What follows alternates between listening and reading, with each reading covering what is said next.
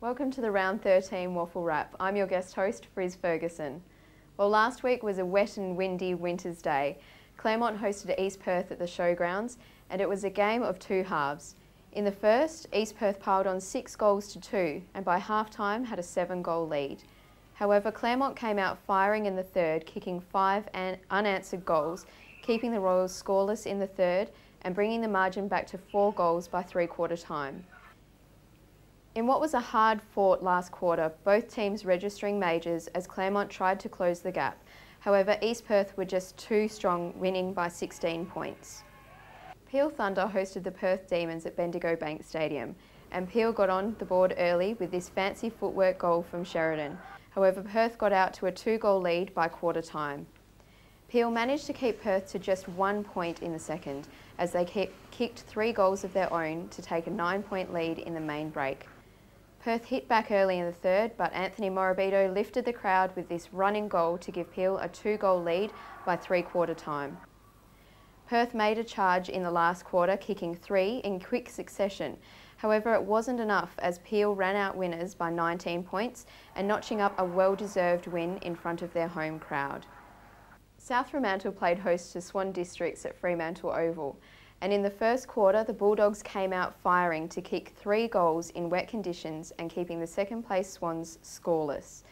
In extremely tough conditions, the Bulldogs managed to extend their lead at three-quarter time to 5 goals as Bairstow kicked his second and Saunders slotted his third late in the quarter. However, in the last, Swan Districts came out firing, kicking 6 goals to none, keeping the Bulldogs scoreless in the last. This included 5 goals in a 12-minute stretch, culminating in Ryan Davis booting the winning goal as the Swans got over the line by just 5 points. To finish round 13, Subiaco hosted East Fremantle at Medibank Stadium. In a tight first quarter, only 2 points separated the teams at quarter time. Inaccuracy cost Subi in the second, kicking 5 behinds as East Fremantle kicked 2 of their own to take a 5-point lead into half-time.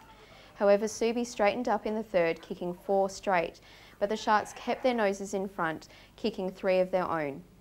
In the last, the Sharks were too strong and put the match out of Subi's reach as Brett Peake continued his goal-kicking form and finished with 4 for the day.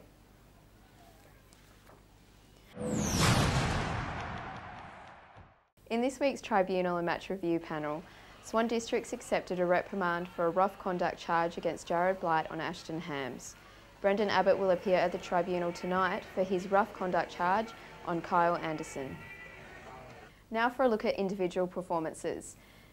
This week's AAMI WAFL Player of the Week is Anthony Morabito with his best on ground performance for Peel Thunder, who continues to push for AFL selection with 28 disposals and 2 goals. And our Powerade Colts Young Gun is awarded to East Fremantle's Jordan Snaden from Bull Creek Leeming Junior Football Club. Jordan amassed 28 disposals and was brutal in the contest with 10 tackles and 2 goals. And Patterson Stadium hosted the Foxtel Cup last night, with West Perth coming out the big winners with a 74-point victory over the Western Storm. Sever Martin and Mitchell McPhee did a fantastic job in the forward line, both kicking 3 goals each.